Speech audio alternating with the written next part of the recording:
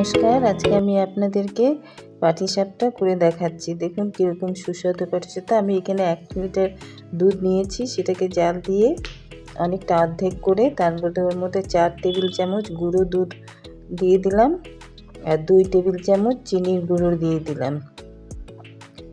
তারপরে এখানে সেই দুধের থেকে অল্প দুধ নিয়ে 2 চামচ চালের গুঁড়া নিয়ে দুধের সাথে মিশালাম, মিশিয়ে এর মধ্যে দিয়ে দিলাম। এবার এটাকে নাড়তে হবে। যখন ঘন হয়ে আসবে আস্তে আস্তে নাড়তে নাড়তে তারপরে এর মধ্যে 4 টেবিল চামচ ডেসিনাট কোকোনাট দিয়ে দিলাম, যেটা বাজারে কিনতে পাওয়া যায়। তারপর এটাকে দিয়ে ভালো করে নেড়ে যখন শুকিয়ে আসবে তখন খেজুরের গুড় দিয়ে দিলাম।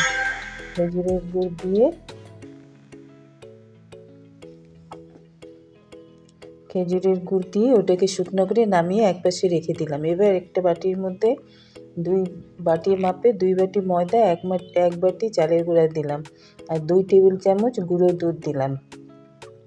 দিয়ে 4 টেবিল চামচ গুঁড়ো চিনি দিলাম আর সামান্য লবণ দিয়ে দিলাম।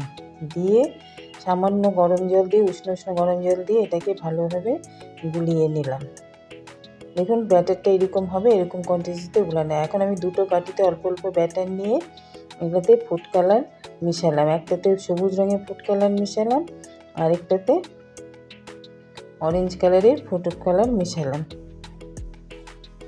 মিশিয়ে তারপরে পাটিসাপটা বানাবো। আপনারা আপনাদের ডিজাইন ইসের মতন যেরকম ডিজাইন হয় বানাতে পারেন। আমি যেভাবে পেরেছি বানিয়েছি। দেখুন এভাবে দিয়ে উপর থেকে গোলাটা দিয়ে দেবেন। এবার আস্তে আস্তে খিসাটা লম্বা করে দিয়ে তারপরে যখন হয়ে যাবে আস্তে করে উঠাবেন।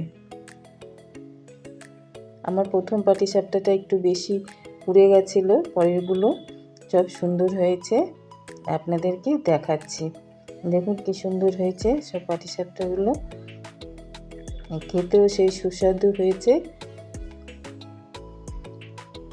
এরকম করে আমি সব পাটিসাপটা বানিয়েছি। আপনারাও বানিয়ে দেখুন, খেয়ে দেখুন। প্লিজ আমার রান্নাটাকে লাইক করুন, সাবস্ক্রাইব করুন আর দেখুন কেমন হয়েছে কমেন্ট করুন। ধন্যবাদ।